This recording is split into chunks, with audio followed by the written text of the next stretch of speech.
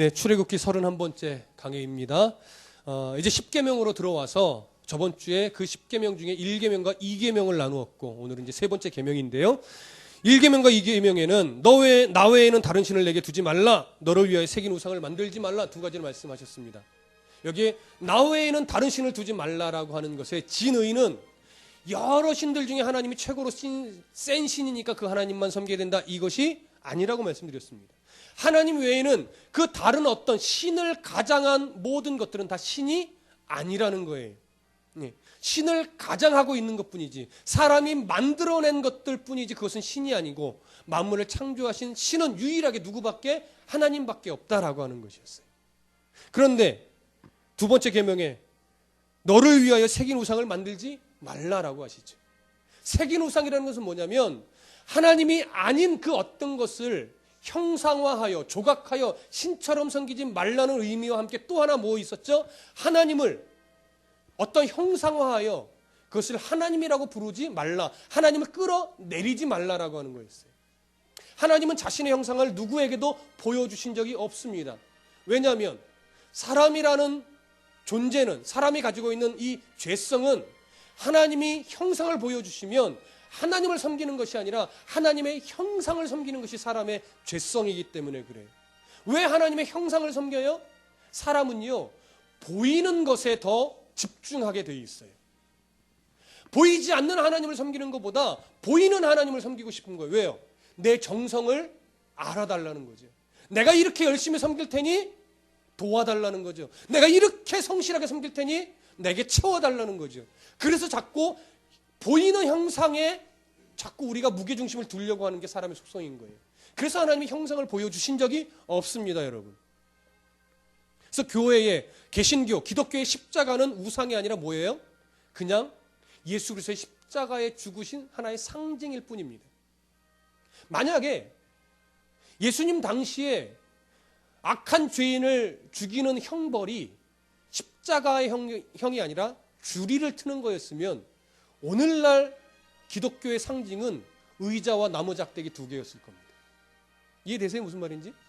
그러니까 여기에 뭐가 있어야 돼요? 의자 그림과 X자의 나무 작대기 그림이 기독교의 상징이 됐겠죠. 그러니까 우리는 십자가를 보고 위로를 받는 경우가 참 많아요. 네. 어느 날 힘들고 고난스러운 삶을 살아나갈 때 멀리서 비추는 한 줄기의 십자가의 그 빛이 내 마음을 위로했습니다.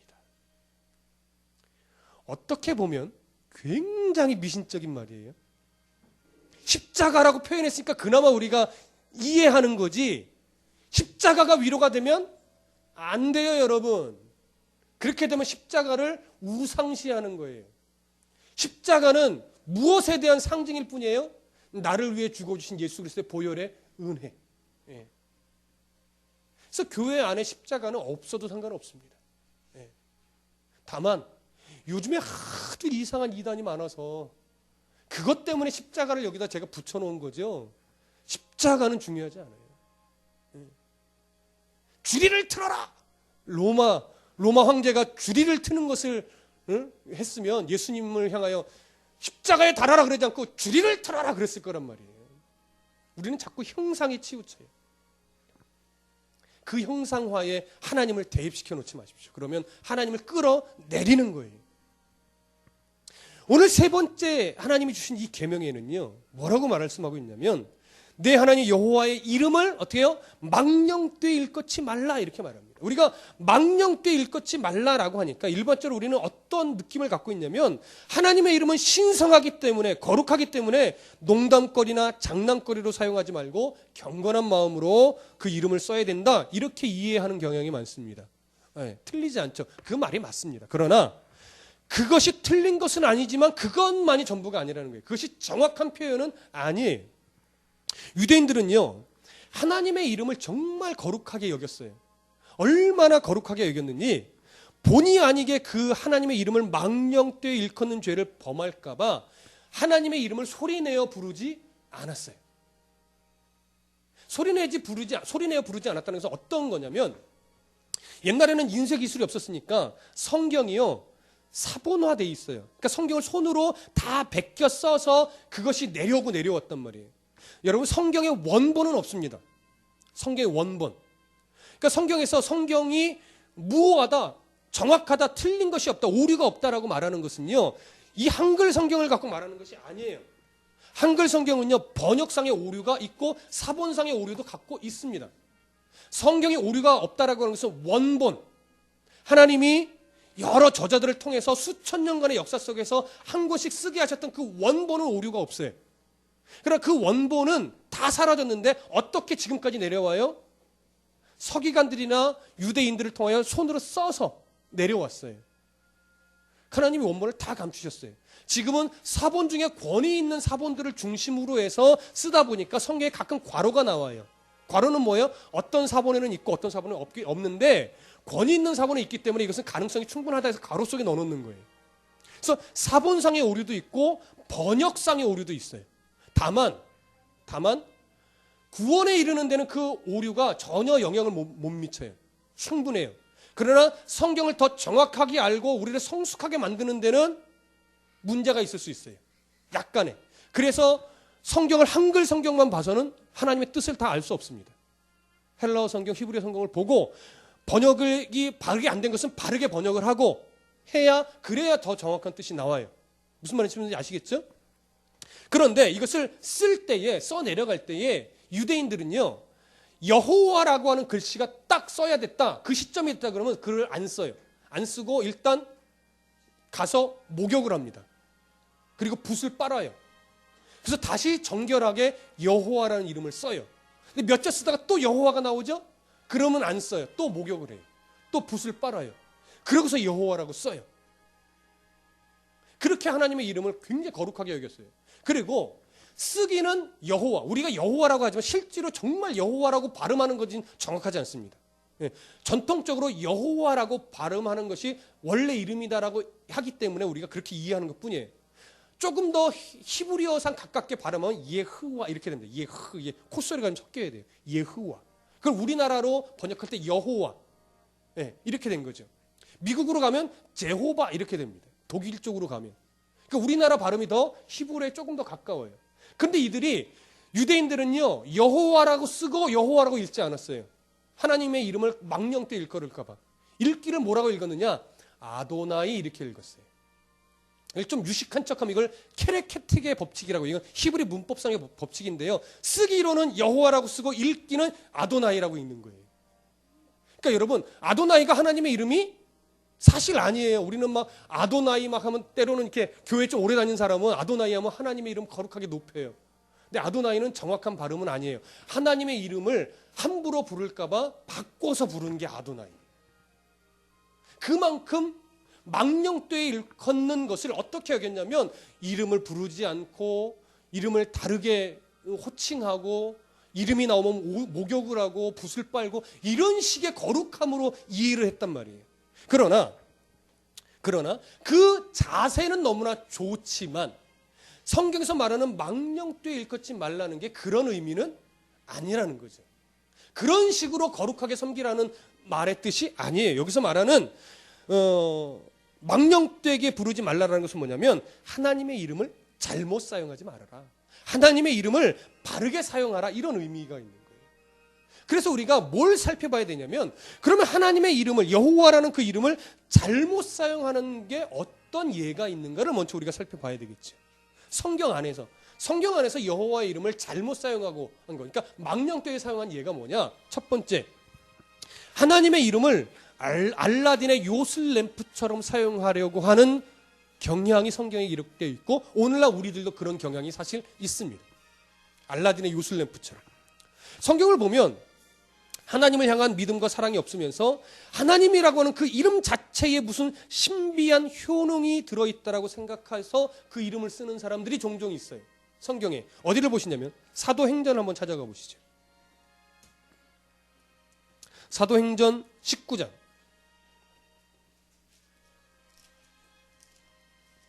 사도행전 19장 13절에서부터 16절까지 한번 읽어보겠습니다. 사도행전 19장 13절에서부터 16절 함께 읽어볼게요. 사도행전 19장 13절에서부터 16절까지 함께 읽습니다. 시작. 이에 돌아다니며 마수라는 어떤 유대인들이 시험 삼아 악귀 들린 자에게 주 예수의 이름을 불러 말하되 내가 바울이 전파하는 예수를 의지하여 너희에게 명하노라 하더라. 유대의 한 제사장 스게와의 7 아들도 이 일을 행하더니 악귀가 대답하여 이르되 내가 예수도 알고 바울도 알거니와 너희는 누구냐 하며 악귀 들린 사람이 그들에게 뛰어올라 눌러 이기니 그들이 상하여 벗은 몸으로 그 집에서 도망하는지라. 자, 이 내용이 뭐냐면 사도 바울이 이제 선교 여행을 할 때에 어느 지역에서 하나님이 정말 능력을 베풀게 해주셨는데 어느 정도 능력을 베풀게 해주셨냐면 사도 바울이 입던 앞치마 같은 것이나 수건 같은 것만 갖다가 병자의 몸에 딱 얹어도 병이 낫는 일이 벌어졌던 거예요. 그게 바울이 병을 낫게 하려고 그랬던 것이 아니라 하나님이 바울을 통해서 뭔가 어떤 표적을 보여주시고자 하는 의도로 그런 일을 잠시 일으킨 적이 있었어요. 근데 그런 현상들을 보고 나서 어떤 마수라는 사람이 이렇게 말하기 시작한 거예요. 바울이 믿는 여호와의 하나님으로 이름으로 명하노니 병아 날지어다. 때로는 귀신아 물러가라. 이런 어떤 그 일들을 막 자행하고 다닌 거예요.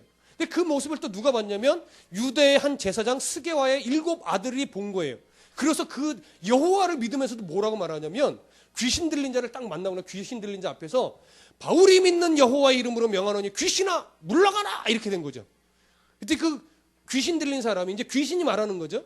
사람을 통해서 뭐라고 말하냐면 내가 바울도 알고 하나님도 아는데 너는 누구냐? 그러더니 그 제사장의 7 아들에게 덮쳐가지고 막 때리고 막 그래가지고 상처 입혀서 쫓아낸 거예요. 자, 이게 뭐예요? 여호와라는 이름에 무슨 능력이 있는 줄 알고 귀신을 쫓아내려고 여호와 이름을 갖다가 붙이는 거예요. 여러분 이게 이 당시에만 있는 것 같죠? 여러분들 그런 적 없으신 것 같죠? 여러분 이런 경험 혹시 있으세요? 이 잠을 자는데 꿈을 꿔요? 가위를 눌리잖아요. 근데 예수 믿는 사람은요 가위 눌리면 막 사단이 나를 누른다고 이렇게 생각을 해요. 그래서 입을 열어서 뭐라고 말하려고 애를 쓰냐면 내가 나사렛 예수 그리스도의 이름으로 명하노니 귀신아 물러가라 라고 말하고 싶은데 입이 안 떨어지는 거죠. 경험들이 있지요. 그러다가 뒤척이다가 이제 가위에 눌려서 풀려서 휴 하기도 하고 이런 경험이 있단 말이에요. 여러분 정말 귀신이 눌린 걸까요? 정말 예수 이름으로 명하노니 물러가라 했기 때문에 그 귀신이 떠나간 걸까요? 그렇지 않단 말이에요. 물론 귀신 같은 영적인 존재가 우리를 누를 수 있어요. 마음을 짓누를 수 있어요. 그런데 여호와의 이름으로 명하노니 물러가라 했다고 해서 귀신이 물러가는 것 아니에요, 여러분. 자, 우리가 성경을 한 구절 더 찾아보시면 좋겠는데요. 마가복음을 한번 찾아가 보시죠. 마가복음. 마태복음 다음이 마가복음인데요. 마태복음 9장. 마가복음 9장 29절. 마가복음 9장 29절.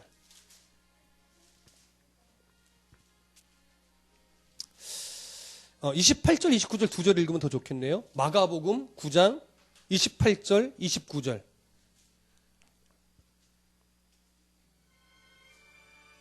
함께 읽어봅니다. 마가복음 9장 28절, 29절 시작.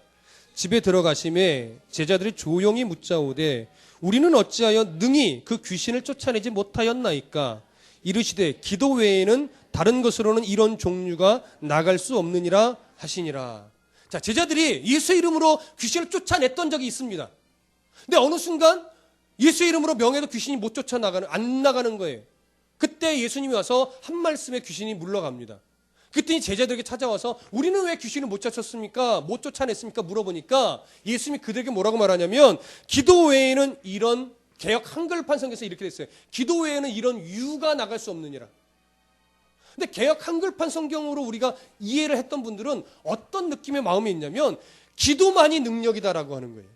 기도하면 능력이 쫙 나가서 귀신이 쫓아나간다. 이런 식의 이해를 갖고 있어요. 기도가 우리의 힘이긴 이라는 건 맞는 말이지만 기도가 능력이 되어 귀신을 쫓아내는 것은 아니에요. 이 말은요, 다시 들어보세요. 기도 외에는 이런 종류, 귀신 같은 것들이 나갈 수 없다라고 하는 이 말씀의 진의는 뭐냐면, 기도는 우리의 힘이지만, 기도는 우리 속에서 뭔가 레이저를 쏘는 그런 역할을 하는 주문이 아니에요. 기도를 왜 해요? 내 힘으로는 할 수 없습니다. 하나님 도와주세요. 이게 기도란 말이에요. 무슨 말씀인지 아시죠? 그러니까 귀신이 쫓겨나간다라고 하는 것은 뭐냐면, 하나님, 저 귀신 같은 것들이 내 말을 들을 리 없습니다. 내가 내보내고 싶다고 나가지 않습니다. 나는 힘이 없지만 하나님이 뜻이 있으시면 저 귀신이 나갈 줄로 믿사오니 하나님 저 귀신을 쫓아내 주시옵소서. 그러니까 귀신이 쫓아내어지건 쫓아내지지 않던 그 주권을 누구한테 맡기는 거예요? 하나님께 맡기는 거예요. 그게 기도예요. 그러니까 내가 기도한다고 귀신이 쫓아나지 않아요. 저도 예전에 해봤어요. 부교육자 전도사로 있는데 목사님이 출타 중이세요. 근데 귀신 들린 청년이 있었어요. 어떻게 해요? 저라도 가야 되잖아요. 갔어요. 정말 그분은 귀신 들린 분이거든요. 햇소리도 하고 이상한 소리, 힘도 얼마나 센지 몰라요. 어떻게 해요? 붙잡고, 전도사 초짜인데 신학교 막 들어갔을 텐데 붙잡고 막 기도하죠. 예수 이름으로 명하노니 귀신아 물러가라. 목이 정말 아파 죽는 줄 알았어요. 몇 번을 외쳤는지. 안 나가요. 안 나가죠. 그건 뭐예요? 내가 외치는 거거든요. 이렇게 하면 나갈 것 같으니까 예수의 이름으로. 근데 이면은 뭐예요? 내가 내쫓고 싶은 거죠. 보세요. 전도사인데 내가 귀신으로 예수 이름으로 물러가서 귀신이 나갔어. 여러분, 제가 이렇게 올라가지 않겠습니까? 네? 귀신을 쫓아내는 전도사. 그렇게 나가는 게 아니라는 거예요. 하나님이 그 상황 속에서 내보내실만 하면 내보내시는 거예요. 아직 내보낼 때가 아니면 안 내보내세요. 목사가 기도한다고 나가는 것이 아니고, 뭐 은사를 가진 사람이 기도하면 나가는 것이 아니고, 형제가 기도해도 하나님의 뜻이 있으면 나가요. 부모가 기도해도 뜻이 있으면 나가요. 근데 하나님 앞에 바르게 엎드리지 않는단 말이에요. 하나님을 바르게 모른단 말이에요. 그리고 하나님을 자꾸 이용해 먹으려고 든다고요. 어떻게? 알라딘의 요술 램프처럼 열심히 갈고 닦아요. 헌금 내고 봉사하고 열심히 갈고 닦아서 뭔가 능력 발휘하고 싶은, 하나님의 이름을 그렇게 쓰지 말라라고 하는 거예요.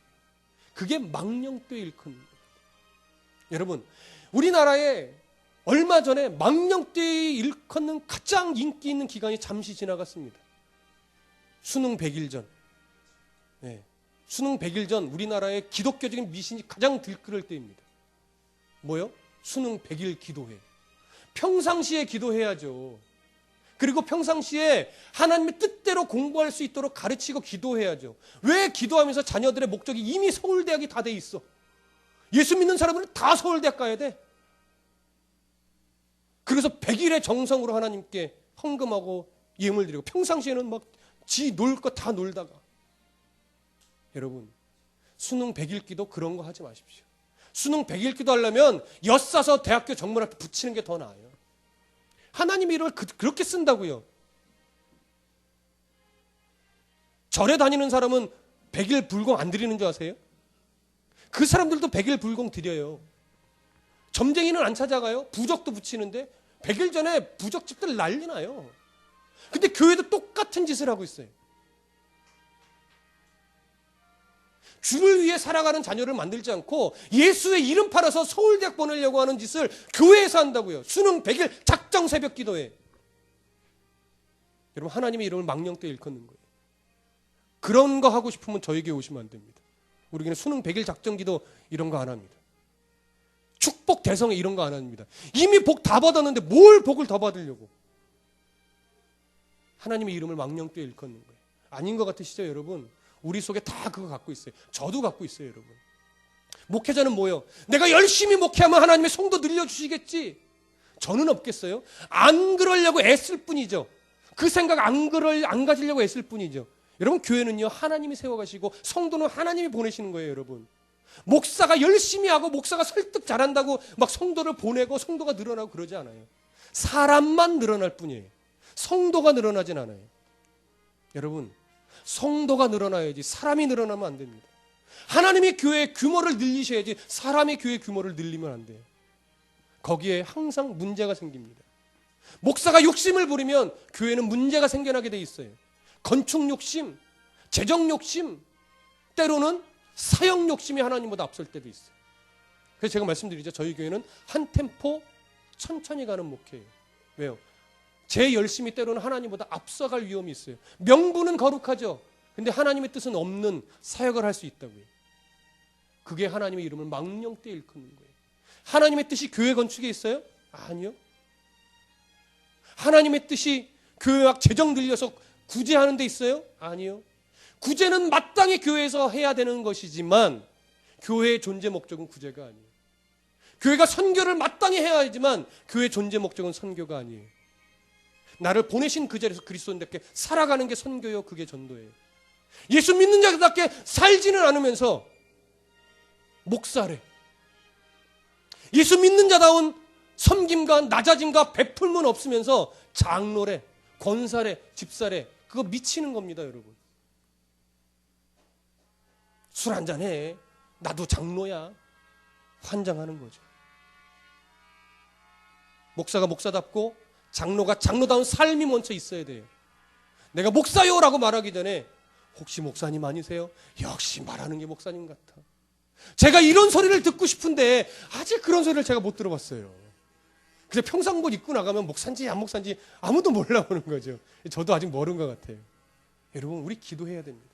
말과 행실에서 목사다운 성도다운 향기가 일어나야 하나님의 이름을 망령되이 일컫지 않을 수 있어요. 여러분. 두 번째, 하나님께서 하시지 않는 말씀을 하나님이 하신 말씀처럼 전하는 행위, 이거 안 되는 겁니다. 사사기로 한번 가보시죠. 구약성경 사사기 18장. 사사기 18장으로 가봅니다. 1절부터 6절까지.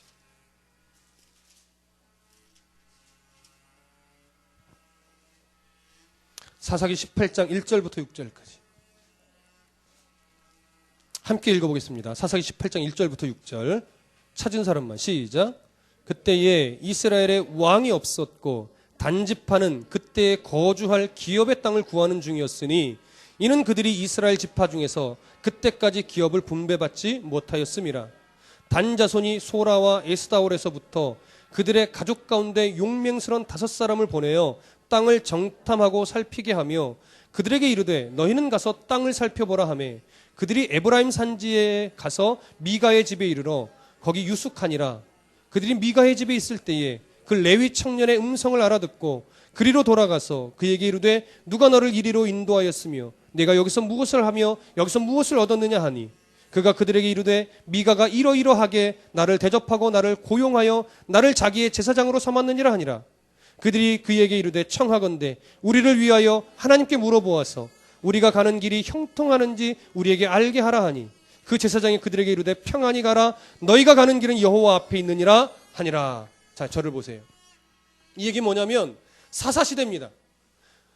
여호수아를 통해서 가나안 땅의 모든 주력 부대들이 다 물리치고 이제 각 지파별로 분배받은 땅에 정복 싸움을 하는 시기예요. 단지파도 정복에 분배받은 땅이 있었습니다. 근데 그 분배받은 땅에 원주민들이 가나안 원주민들이 너무 강력하게 대적을 했어요. 근데 단지파 사람들이 정복을 포기했습니다. 하나님이 주신 땅인데 사람이 포기한 거예요. 그래서 좀 더 수월한 땅을 찾아 떠났어요. 이미 하나님의 뜻을 어그러뜨린 거죠. 이미 이 자체가 잘못하고 있는 거예요. 빨리 분배받은 땅으로 가서 하나님의 이름으로 그 땅을 정복해야 돼요. 근데 두려워서 정복을 안 한 거예요. 그러고 나서 자기들끼리 좋은 땅, 하나님이 원하시지 않지만 자기들끼리 좋은 땅을 막 찾아다니다가 레위 지파 한 청년이 미가라는 사람의 개인 제사장이 됐어요. 이것도 잘못된 거예요. 그러니까 이 레위 청년은요, 레위 지파기는 하지만 제사장으로 세움받을 자는 아니에요.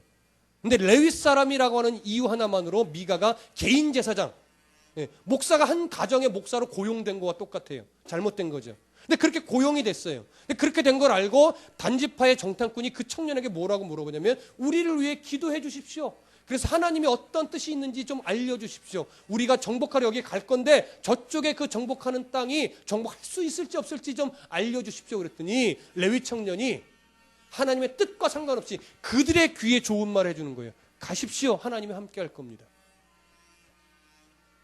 그러고서 나중에 정말 그 땅을 정복해요. 근데 정복하고 나서 단지파라는 이름이 구약 성경에 살며시 사라지면서 아예 멸망해버립니다. 여러분, 이 레위 청년의 말이 옳아요? 아니란 말이에요. 하나님의 뜻이 있지 않아요. 하나님의 뜻을 알았다면 당신들의 교만을 꺾고 빨리 분배받은 땅으로 가서 죽더라도 거기서 정복하십시오. 하나님이 함께 할 겁니다. 이래야 돼요. 근데 하나님의 뜻을 전하지 않고 어떻게 해요? 원하는 대로 가세요. 하나님이 함께 하실 겁니다. 하나님의 뜻이 아닌 것을 하나님의 뜻인 양 전하고 있단 말이에요. 이게 하나님의 이름을 망령되이 일컫는 거예요. 여러분, 성경은요 80% 이상이 책망입니다. 어떤 책망인지 아세요? 그따위로 신앙생활하지 말라고 하는 것이 80% 성경의 이야기예요. 왜 이렇게 교만합니까? 왜 낙심해 있습니까? 왜 하나님을 신뢰하지 못합니까? 하나님을 바르게 섬기십시오. 기독교적인 미신을 버리십시오.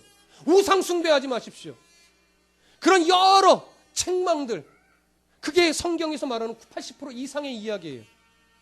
그런데 성도들은 그냥 위로만 받고 싶고 잘 될 겁니다라고 하는 소리만 듣고 싶고 복 받으실 겁니다라는 소리를 듣기를 원하는 거죠. 그래 책망하는 설교를 들으면 왜 맨날 나한테만 뭐라 그러는 거야? 이렇게 반응이 나가는 거죠. 아니요. 책망을 받으실 수 있으셔야 돼요. 내가 왜 이렇게 아직도 교만한가? 내가 왜 이렇게 아직도 연약한가? 나를 사랑하시는 하나님이 있는데, 나를 구원에 이끌어주신 그 하나님이 계신데 나는 왜 아직도 이렇게 낙심하고 좌절하고 실망하고, 때로는 나는 왜 이렇게 교만한가? 나는 왜 이렇게 돈 많다고 자랑질을 그동안 해왔던가? 나는 왜 이렇게 그동안 명예에 있다고 교만을 떨었던가? 이런 나의 모습들을 하나님 말씀으로 비추어서 다시 나의 그 교만과 때로는 연약함을 계속 쳐내서 하나님의 자녀로서 당당하게 살아갈 수 있는 성도가 되셔야 돼요. 그러기 위해서 책망이 필요하다고요. 근데 책망을 하기 싫은 거예요. 왜? 책망하면 듣기 싫어하니까. 제가 신방 가서 못하는 설교 중에 하나가 잘 될 거야 라는 소리를 못합니다. 왜요? 성경은요 잘 되는 것이 복이라고 꼭 말하지 않아요. 고난 중에 더 고난 속에 들어가는 게 오히려 더 복이 된다라고도 말할 때가 더 많아요. 왜? 그 속에서 하나님을 붙잡을 수 있으니까. 그 속에서 하나님을 만날 수 있으니까. 그래서 나머지 삶이 더 하나님 안에서 가치 있게 살아갈 수 있는 방법을 배울 수 있으니까. 사람이라는 존재는 고난이 없으면 하나님을 찾지 않기 때문에. 평안한 중에 하나님을 찾을 것 같지만 광야의 이스라엘 백성들을 보니 평안한 중에 하나님을 찾지 않더라라고 하는 거죠. 먹을 걸 준다고 찾지 않고 마실 걸 준다고 찾지 않더라라고 하는 거예요. 고난이 와야 하나님을 찾는 게 사람의 속성이에요. 환난 속에서만이 하나님을 부여잡는 마음이 생기는 것이 인간의 죄성이라고 해요. 근데 그걸 모르고 목회자도 그저 복 받으시라고, 잘 될 거라고, 병 나을 거라고. 목사의 뜻대로 병 나지 않아요. 하나님의 뜻 안에서 병이 낫기도 하고 안 낫기도 하는 거예요. 하나님의 뜻 안에서 사업이 잘 되기도 하고 망하기도 하는 거예요. 어떤 사람한테는 망하는 것이 복이에요. 근데 그 말을 못하는 거죠. 집사님, 망하는 것이 복이에요. 이렇게 말하고 싶은 말이 여기까지 올라오는데 실족할까 봐 말하지 못하는 거죠. 근데 아니에요. 저는 그거 하려고 지금 해요. 잘할 수 있을지 모르겠지만. 집사님, 고난이 복이에요. 집사님, 망하는 게 복이에요. 그래서 하나님이 일으켜주시는 그 복을 기대하세요. 이렇게 말해야 돼요. 이렇게 말해야 돼요. 기도하세요. 기도하면 나을 거예요. 아니요. 그러면 바울은 벌써 병이 다 낫게요. 바울이 이 질병을 좀 낫게 해주십시오라고 할 때 하나님이 바울에게 말했어요. 내 은혜가 너에게 족하다. 네가 그 병이 없었으면 나만을 붙잡을 수 있었겠느냐. 바울은 죽을 때까지 그 병을 고침받지 못했습니다. 그러나 죽을 때까지 정말 하나님 말씀 붙잡고 순교하기까지 복음을 위해 살았습니다. 우리의 신앙이 사실 거기까지 자라야 됩니다. 우리가 부족하고 미약할 뿐이죠. 그런 자세가 뭐예요? 하나님의 이름을 망령되게 일컫지 않는 거예요.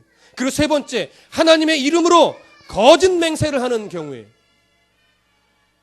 여러분 예레미야 5장 1절과 2절에 보면 이렇게 말하고 있어요. 너희는 예루살렘 거리로 빨리 다니며 그 넓은 거리에서 찾아보고 알라. 너희가 만일 정의를 행하며 진리를 구하는 자를 한 사람이라도 찾으면 내가 이 성읍을 용서하리라. 그들이 여호와께서 살아계심을 두고 맹세할지라도 실상은 거짓 맹세니라. 하나님의 이름을 두고 맹세하는 경우가 종종 많았어요. 근데 그들의 그 당시 맹세는 뭐였냐면 자기들의 어떤 이 거짓말을 정당화하기 위해서 하나님의 이름을 자꾸 끌어대는 거예요. 그런 맹세를 했어요. 그런 맹세하지 말라라고 하는 거예요. 여러분, 오늘날 이런 사람들이 있어요. 제가 원고에도 이렇게 써놨어요. 목회자, 직분자, 성도라는 타이틀 뒤에는 하나님의 이름이 있습니다. 제 원고에 그대로 써놨어요. 그런데 사기치는 목회자 있고요. 돈 떼먹는 직분자가 많이 있어요. 이런 하소연하는 분들이 있어요. 목사님이라서 빌려드렸는데요. 장로님이라서 제가 믿고 빌려드렸는데요. 뒤통수 맞았어요. 여러분, 목사요, 장로요, 집사요, 권사요, 성도요라는 그 이름 뒤에는 하나님의 이름이 서 있는 거예요. 굳이 맹세하지 않아도 목사라면, 장로라면, 집사라면, 성도라면 당연히 이래야 된다라고 하는 그림이 있다고요, 기준이. 많은 사람들이 그렇게 인식을 하고 목사라면 그래도 정직할 거야, 장로라면 정직할 거야라고 안다고요. 인식한다고요. 그래서 빌려주고, 그래서 마음을 주고, 그래서 믿고 나누는 수가 있어요. 근데 그걸 이용해 먹는 인간들이 있단 말이에요. 그건 목사 아니에요. 그건 장로도 아니에요. 사기꾼일 뿐이에요. 그게 뭐예요? 거짓 맹세예요. 그런 인간들 때문에 하나님의 이름이 욕을 먹고, 그런 인간들 때문에 교회가 갈라지고, 그런 인간들 때문에 하나님의 이름이 바르게 설 자리를 잃는 거예요. 그래서 교회 안에서 절대 돈 거래 안 된다고 말씀드렸어요. 교회 안에서 동업도 안 돼요. 그런 거 하지 마세요. 철저하게 베푸시려면 하시라고요. 베푸시려면. 성도라는 그런 거룩한 가면을 쓰고서 성도 등쳐먹는 짓 하면 안 됩니다. 하나님의 이름을 망령되이 일컫는 겁니다. 그 대가는 분명히 하나님이 치르게 하십니다. 네 번째, 하나님의 이름을 신이 아닌 것에 적용시키는 행위입니다. 출애굽기 32장 4절을 보면, 저번에도 얘기했죠. 모세가 시내산에 십계명을 받으러 40일 동안 올라갔을 때 이스라엘 백성들은 모세가 죽었다라고 생각하면서 아론에게 지도자가 되달라고 합니다. 아론은 금 귀걸이 보석들을 다 갖고 오라고 해서 녹여서 금 송아지를 만들어요. 그 송아지를 향해서 뭐라고 하냐면 이것이 너희를 출애굽한 신이라고 말해요. 그래서 금 송아지 앞에서 하나님을 예배합니다. 금 송아지 앞에서 춤을 춥니다. 근데 그 행위들은 모두가 다 애굽에서 우상을 숭배할 때 하던 행위들을 접목시켜서 하나님을 예배한 거예요. 그 예배를 하나님 받으실까요? 아니란 말이에요. 하나님을 예배한다고 말은 하는데 행위나 습관이나 모든 것은 우상을 숭배하는 습관을 끌어다 와서 하나님을 예배하는 거예요. 하나님이 기뻐받지 않습니다. 하나님이 아는 것을 하나님이라고 허물 좋게 거기다가 말하는 거죠. 그것이 바로 종교다원주의의 방향입니다. 예수 성탄절에 스님이 교회에 와서 설법을 할 수 있어요? 그거는 안 되는 거예요. 석가탄신일에 목사가 절에 가서 설교를 할 수 있어요? 안 되는 거예요. 그거는 안 되는 거라고요. 다른 건 다 나눌 수 있고 다른 건 다 교류할 수 있어도 그 진리를 교류할 수는 없는 거예요. 그래서 배타적일 수밖에 없어요. 여러분, 신이 아닌 것을 신이라고 일컬으며 나아가서는 안 됩니다. 여러분, 이 외에도 우리의 일상 속에 하나님의 이름을 망령되게 만드는 행위들이 많이 있습니다. 하나님의 말씀과 하나님의 뜻에 관심이 없는 형식적인 예배 행위도 하나님의 이름을 망령되게 일컫는 거예요. 자신을 과시하려고 하는 설교도 마찬가지예요. 그건 저에게 해당되지요. 하나님을 드러내기 위해서 설교해야 되는데 나 설교 이 정도 잘해요 라고 과시하려고 하는 설교라면 저는 이미 하나님의 이름을 망령되게 일컫고 있는 거예요. 여러분, 그러지 않을 수 있도록 기도해 주십시오. 그리고 이런 경우 있죠. 장난식으로 우리 그런 말을 하는데 뭐 가족끼리라든가 뭐 화투를 친다거나 그럴 때 있어요. 화투 자체가 나쁘다고 말하고 싶지는 않습니다. 우리나라에 너무나 이미지 자체가 잘못되어 있어서 나쁜 거라고 저는 생각을 해요. 그러나 그럼에도 불구하고 우리가 화투를 치면서도 뭐 해요? 주여. 경험들 있으시죠? 저도 학생 때 친구들이랑 장난으로 포카하거나 할 때 주여 하면서 본다고요. 물론 그냥 학생 때 장난으로 그럴 수 있어요. 그런데요, 성인이 되어서 진짜 노름판에서 기도하면서 노름하시는 분들이 있단 말이에요. 뭐예요? 하나님의 이름 망령되게 일컫는 거예요. 그런 식으로 하나님의 이름을 쓰라고 주신 이름이 아니란 말이에요. 헌금 많이 하면 하나님이 복 준다. 목회자를 잘 대접해야 하나님의 복을 받는다. 교회를 떠나면 하나님이 저주한다. 다 틀린 말입니다. 하나님의 이름을 망령되게 만드는 말들이에요. 마태복음 7장 21절, 오늘 결론적으로 이 말씀으로 맺도록 하겠습니다. 마태복음 7장 21절. 우리가 너무나 잘 아는 말씀이죠. 마태복음 7장 21절.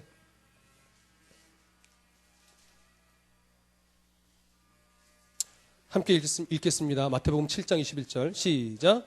나더러 주여 주여 하는 자마다 천국에 들어갈 것이 아니요 다만 하늘에 계신 내 아버지의 뜻대로 행하는 자라야 들어가리라. 22절까지 읽을게요. 시작. 그날에 많은 사람이 나더러 이르되 주여 주여 우리가 주의 이름으로 선지자 노릇을 하며 주의 이름으로 귀신을 쫓아내며 주의 이름으로 많은 권능을 행하지 아니하였나이까 하리니.